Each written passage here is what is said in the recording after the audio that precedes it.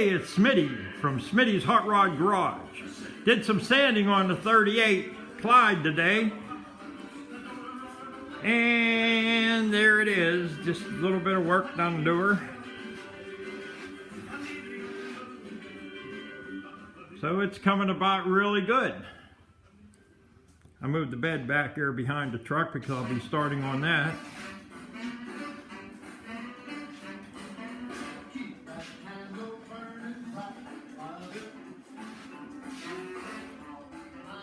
So, from Smitty's Hot Rod Garage, the 38 Chevy is in the making. And we should have her together and painted up in a few weeks, maybe a month. Thank you for watching. Smitty at Smitty's Hot Rod Garage.